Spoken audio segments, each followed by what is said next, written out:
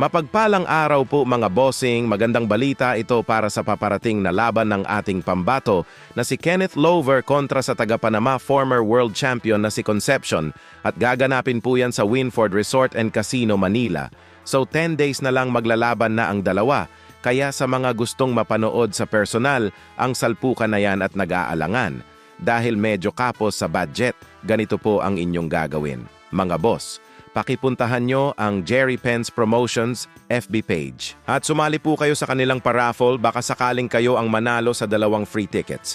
So nakalagay po dyan ang raffle mechanics. Mga bossing, ang una nyo lang gagawin ay i-like and follow ang kanilang Jerry Pence Facebook page. Number 2, share the official fight poster sa inyong timeline, sabay lagyan ng hashtag na #LoverConcepcion, hashtag Jerry Pence Promotions. Number 3, ikomento lang ang inyong prediction sa laban na yan kung sino ang mananalo sa dalawa, mauuwi ba sa KO, TKO, or decision. So ngayong August 8 lang ang kanilang deadline of entries habang sa 11 naman ang kanilang announcement para sa mga nanalo ng libreng tickets. Sa ibang balita, ayon dito sa latest post ng WBC President na si Mauricio Sulaiman kung ano daw ba ang sinabi sa kanya ni Coach Freddie Roach pagkatapos ng laban ni Pacman kay Barrios noong July 20 sa Amerika.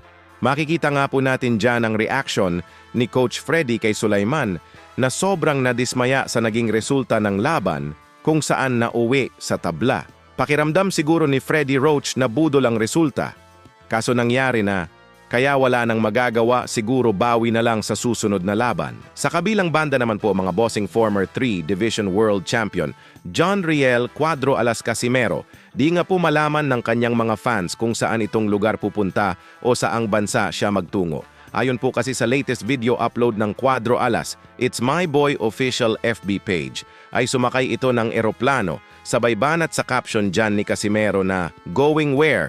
Wala pala kayong update." So mukhang makikipagkita itong si Casimero sa kanyang bagong promoter na si Kameda. Speaking of Kameda Promotions, mga bossing, kung saan atin nga pong napag-alaman na mag-4 na taon pa lang mula nang nag-operate ang Kameda Promotions mula sa bansang Japan. At ang magandang balita dito kay Kameda, mga bossing 2 boxer na ang kanilang Napa World Champion at yan ay ang magkakapatid na sila, former WBC and IBF Minimum Weight World Champion Yudai Shigioka and Ginjiro Shigioka na parehong natalo sa ating mga pambato na sila Pedro Taduran at Melvin Jerusalem.